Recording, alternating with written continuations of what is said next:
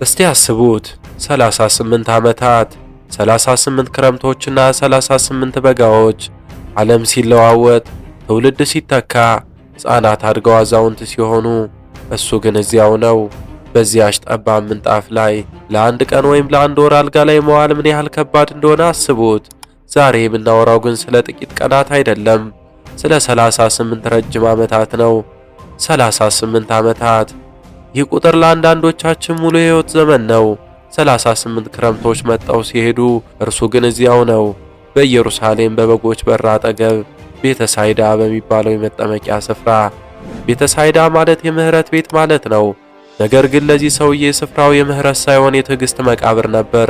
በአምስቱ በረንዳዎች ስር በመቶዎች የሚቆጠሩ በሽተኞች ተኝተዋል።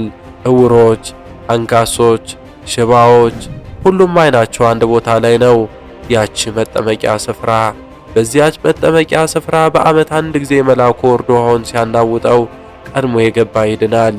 ይህ ሰው ግን 38 ዓመት ሙሉ ቀድሞ አያውቅም። ይህ ሰው በዚያ ቦታ ሲቀመጥ የነበረውን ስሜት ለማሰብ ሞክሩ። ምናልባት ወጣት ሆኖ ነው የመጣው። በዙሪያው ያሉት ሰዎች ሁሉ ተፎካካሪዎቹ ናቸው። ውሃው በተናወጠ ቁጥር አንዱ ሌላውን እየገፋ ይገባል። እርሱ ግን መንቀሳቀስ አይችልም። ሰው የለኝም የሚለው ሐረግ በልቡ ውስጥ የታተመ መርዶ ሆነ። ሰውየው ተስፋ መቁረጥ እንደ ልብስ ለብሶታል። መዳንን መመኘት እንኳ ትቶ መኖርን እንደ ግዴታ ተቀብሎታል። ውድ ተመልካቾቻችን፣ ዛሬ የምንተርከው ስለ አንድ ተአምር ብቻ አይደለም። ዛሬ የምንተርከው ተስፋ በቆረጠ ልብና ትድናለህ ወይ ብሎ በሚጠይቅ ታላቅ ኃይል መካከል ስላለው ፍጥጫ ነው። ዛሬ የምንተርከው ዓለማችን የረሳችውና ጌታ ግን የፈለገው ሰው ታሪክ ነው። 38 ዓመት የአልጋ ቁራኛ የነበረው ያ ሰው እንዴት በአንድ ቃል ተነስቶ ሮጠ? ዛሬ ምስጢሩን እንፈተዋለንና እስከ ቪዲዮ ፍጻሜ ድረስ አብራችሁን ቆዩ። በኢየሩሳሌም በበግ በር አጠገብ በምትገኘው ቤተ ሳይዳ ተብላ በምትጠራው መጠለያ ውስጥ አንድ ምስጢራዊ ኩሬ አለ። ይህ ቦታ በብሉይ ኪዳን ለመስዋዕት የሚቀርቡ በጎች የሚታጠቡበት ስፍራ ነበር። ንጹሕ ያልሆነ ሰው ነጽቶ ወደ መቅደስ የሚገባበት በር ነበር። ነገር ግን ለ38 ዓመታት የቆሰለ የታመመና የዛለ ሰው በዚያ በር አጠገብ ተኝቶ አለ። ይህ ሰው ስሙ ማን እንደነበር መጽሐፍ ባይገልጽም የቤተ ክርስቲያን ሊቃውንት ግን መጻጉዕ ወይም በሽተኛው በማለት ይጠሩታል። ቤተ ሳይዳ ማለት የምህረት ቤት ማለት ቢሆንም ነገር ግን ይህች ስፍራ ለዚህ ሰውዬ ለ38 ዓመታት የሲኦል ደጃፍ ሆናበት ቆይታለች። በዚህ ስፍራ የሚታየው ነገር ከስሙ ጋር የሚጣረስ ይመስላል። በዚህ ቦታ ብዙ ድውያን፣ ዕውሮች፣ አንካሶችና ሽባዎች ተኝተው ነበር። ለምን እዚያ ተኙ? ምክንያቱም በዚያ ቦታ የሚፈጸም አንድ እምነት ነበር።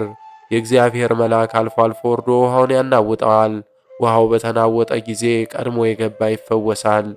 በዚያ መጠመቂያ በታሪክ ብዙ ሰዎች ተፈውሰዋል። ነገር ግን ፈውሱ በጉልበት ነበር።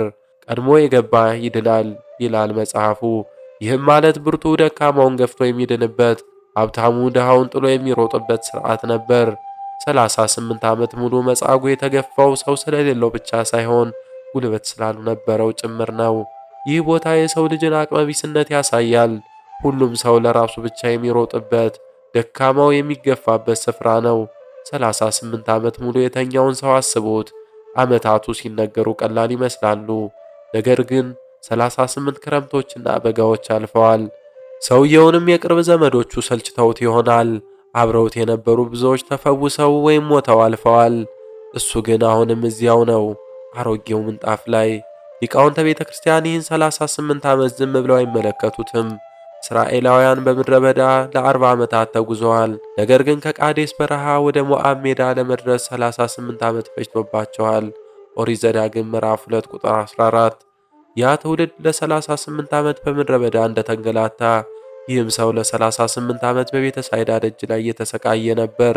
በተጨማሪም 40 ቁጥር የፈተናና የጽናት መገለጫ ተደርጎ የሚወሰድ ሲሆን 38 ግን ጎድሎ የቀረ ሕይወትን ይወክላል። ሌላው ይህ ሰው የአዳም ምሳሌ ነው። አዳም ከገነት ወጥቶ ለ1000 ዓመታት በሲኦል ደጅ እንደተጣለ፣ ይህም ሰው በምህረት ቤት በቤተ ሳይዳ ደጅ ሆኖ መዳንን ይናፍቃል። ኩሬው የጥምቀት ምሳሌ ነው። ነገር ግን ያ ጥምቀት ገና ሕይወትን የሚሰጥ መንፈስ አልነበረውም። በዚያች ሰንበት የሕይወት ጌታ ኢየሱስ ክርስቶስ ወደ ቤተ ሳይዳ መጣ። በመቶዎች የሚቆጠሩ በሽተኞች ባሉበት፣ እርሱ ግን ፈልጎ የሄደው አንዱን ሰው ነው።